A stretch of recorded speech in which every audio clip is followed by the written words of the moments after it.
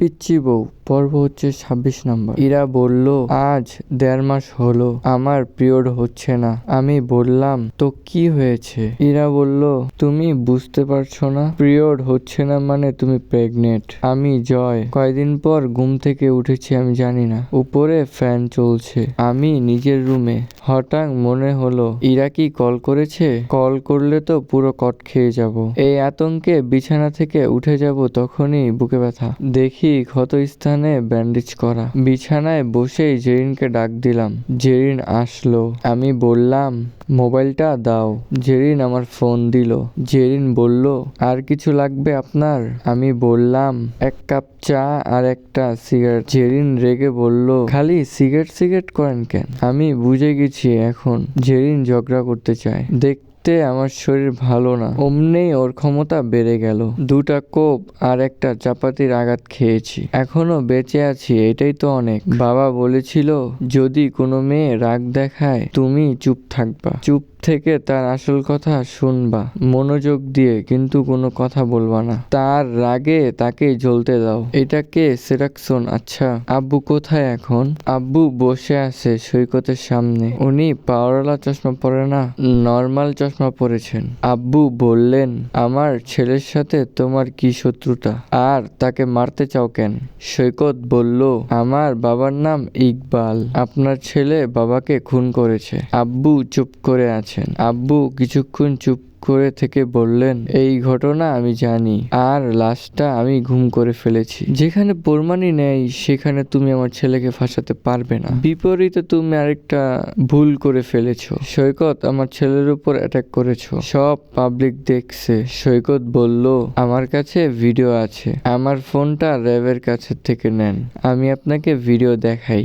আব্বুর ঠোঁটের কোণায় হাসির রেখা ফুটে উঠল। যেন এক পিঁপড়া বসে আছে বাঘের সামনে। শিকারী চাইলে তাকে খতম করতে পারে, তবে করছে না। জেরিন আমাকে দুধ চা দিয়ে গেল, সিগারেট দিল না। মেয়েটাকে কিছু বলতেও পারি না আজকাল, কারণ আব্বু আম্মু ওর সাপোর্টে এখন। আমি কিছু বললে আমাকেই ঘর ছাড়া করতে হবে। আমি ইরাকে কল করলাম, ফোন ধরলো না ইরা। খোকা তার দলবলকে বলল, তোমরা 10 জন রেডি হও, মিশনে যেতে হবে। আমার বন্ধু সৈকত ধরা পড়েছে র্যাবের কাছে, তাকে উদ্ধার করতে হবে। খবর নিয়ে জানতে পারছি রাত 10টায় সৈকতকে পুলিশের গাড়িতে করে কেরানীগঞ্জ থানায় নিয়ে আসা হবে। তখনই আমরা পুলিশের গাড়িতে অ্যাটাক দিয়ে সৈকতকে উদ্ধার করব।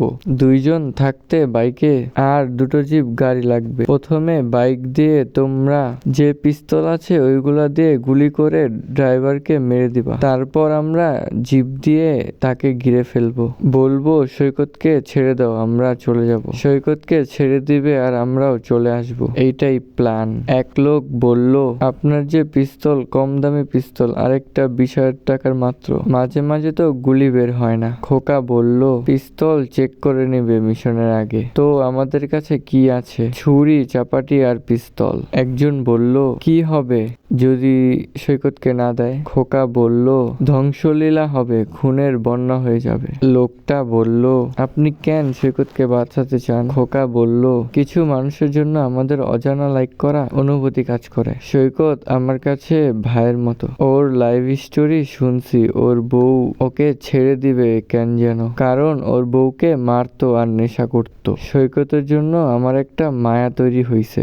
এমন না সৈকত অনেকটা ভালো ছেলে, তবুও ওর কথাবার্তা আচরণ আমাকে ইমপ্রেস করেছে। এদিকে সৈকত বাবাকে বলল, আপনি ভালো গেম খেলেন, ভিডিও আগেই ডিলিট করে দিছেন। বাহ, মানতে হবে। আপনি তো জেরিনের সম্পত্তি ও নিজের নামে করে নিয়েছেন। এই যে এত কোটি কোটি টাকা, এইগুলো দিয়ে কি করবেন?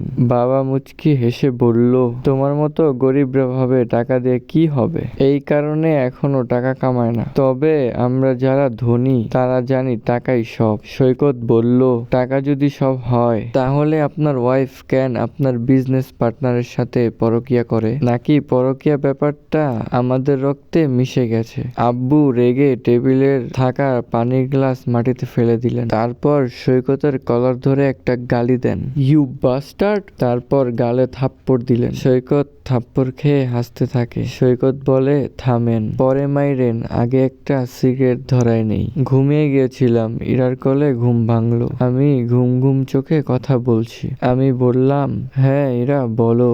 ইরা বলল, তোমার তো আজকাল খবর পাওয়া যায় না, এখন কেমন আছো? আমি বললাম, ভালো আছি। ইরা বলল, আজ 1.5 মাস হলো আমার পিরিয়ড হচ্ছে না। আমি বললাম, তো কি হয়েছে? ইরা বলল, তুমি বুঝতে পারছো না? পিরিয়ড হচ্ছে না মানে আমি প্রেগনেন্ট। লাফ মেরে ঘুম থেকে উঠে বসলাম, নিজেকে সামলে বললাম, কি? পানওয়ালা দোকানদার খোকাকে কল দিয়ে বলল, পুলিশের গাড়ি থানার দিকে যাচ্ছে না। খোকা বলল, তাহলে কোথায় যাচ্ছে? পানওয়ালা বলল, অন্য রাস্তা দিয়ে যাচ্ছে। খোকা বলল, গাড়িতে কয়জন? পুলিশ আর এই গাড়িতে কি সৈকত আছে? পানওয়ালা বলল, হ্যাঁ গাড়িতে সৈকত আছে। খোকা বলল, গাড়ি থানার দিকে যাচ্ছে না, তার মানে সৈকতকে ক্রস ফায়ার দিবে তারা। খোকা চামচার পাশে থেকে বলল, ক্রস ফায়ার আবার কি? খোকা বলল, ক্রস ফায়ার মানে পুলিশ সৈকতকে বলবে দৌড় দিতে, সৈকত দৌড় দিবে, পুলিশ পিছন থেকে গুলি করবে, পরে কৈফিয়ত দিবে যে আসামি পালাতে গেছে তাই গুলি করেছে। চামচা বলল, তাহলে ঘটনা মারাত্মক। এদিকে বৃষ্টি শুরু হয়ে গেছে। খোকা বলল, মালপত্র সব রেডি, তোরা গাড়ি বের কর। খোকার টিম গাড়ি বের করলো। তারা এবার পুলিশের গাড়ি ফলো করছে দূর থেকে। রাতের বেলা ঝুম বৃষ্টি। খোকা